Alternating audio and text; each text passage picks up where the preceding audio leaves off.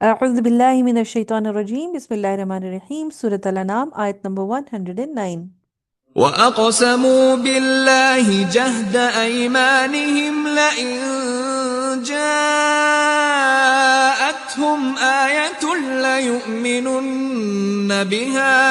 قُلْ إِنَّمَا الْآيَاتُ عِندَ اللَّهِ وَمَا يُشْعِرُكُمْ أَنَّهَا إِذَا جَاءَتْ لَا يُؤْمِنُونَ۔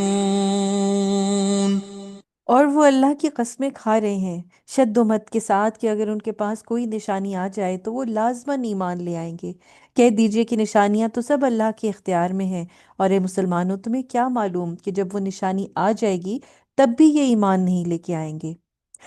اب دیکھیے، پچھلے جو انبیاء کے قصے اور ساری باتیں قرآن میں بھی مینشن ہو رہی ہیں، اور پھر جوز اور کرسچنز بھی یہ باتیں بتاتے تھے کہ جو ان کے انبیاء تھے ان کے ساتھ بہت سے معجزات اللہ سبحانہ و تعالیٰ نے بھیجے، جو اس وقت کے لوگوں کے لیے ایک دلیل ہو جاتی تھی کہ ہاں جی، یہ معجزہ جو ہے وہ اس چیز کی نشانی ہے کہ یہ سچے نبی ہیں۔ اب ہوا کیا کہ مشرکین مکہ بھی آخر جو ہے وہ ڈیمانڈ کرنے لگے کہ ہمیں بھی ایسے معجزات دکھائے جائیں، اور ہم ضرور ضرور ایمان لے آئیں گے، ہمیں کوئی دلیل چاہیے، ہمیں کوئی پروف چاہیے کہ نبی پاک صلی اللہ علیہ وسلم جو ہیں وہ سچے نبی ہیں۔ اب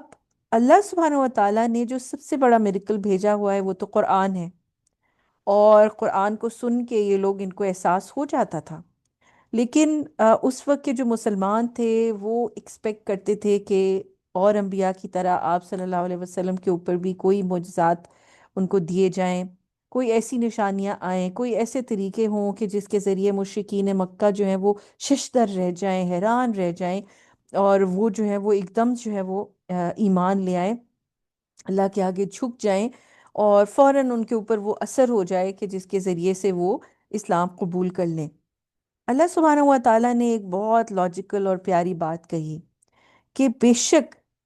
اللہ سبحانہ و تعالیٰ کے اختیار میں ساری نشانیاں، اللہ تعالیٰ ہر قسم کی چیز کر سکتا ہے، جیسے نبی پاک صلی اللہ علیہ وسلم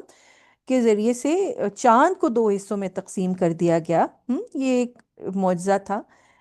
بے انتہا مختلف قسم کے معجزات اللہ سبحانہ و تعالیٰ جب حضرت موسیٰ علیہ السلام کے کو یہ دے سکتے ہیں معجزہ کہ وہ سمندر کو دو حصوں میں اللہ سبحانہ و تعالیٰ نے تقسیم کر دیا، جب حضرت عیسیٰ علیہ السلام کو یہ معجزہ دے سکتے ہیں کہ ایک مردہ آدمی جو ہے وہ زندہ ہو گیا،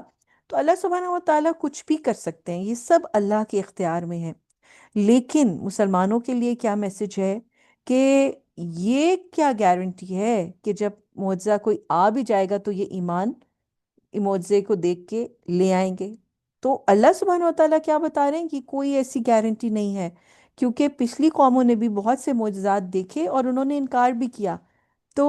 جب اللہ سبحانہ و تعالیٰ کو معلوم ہے ان کے دل کے حالات کہ اس کے اندر کوئی خیر نہیں ہے، کوئی بھلائی نہیں ہے، تو یہ بڑے سے بڑے معجزے کو دیکھ کے بھی ایمان نہیں لائیں گے۔ تو یہ بات جو ہے وہ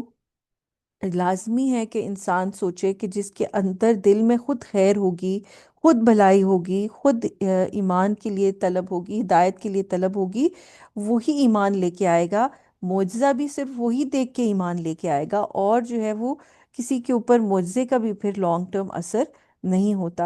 اور سب سے بڑی بات یہ ہے کہ جس نے ایمان لے کے آنا ہے اس کو پھر جو ہے وہ معجزات کی بھی ضرورت نہیں رہتی۔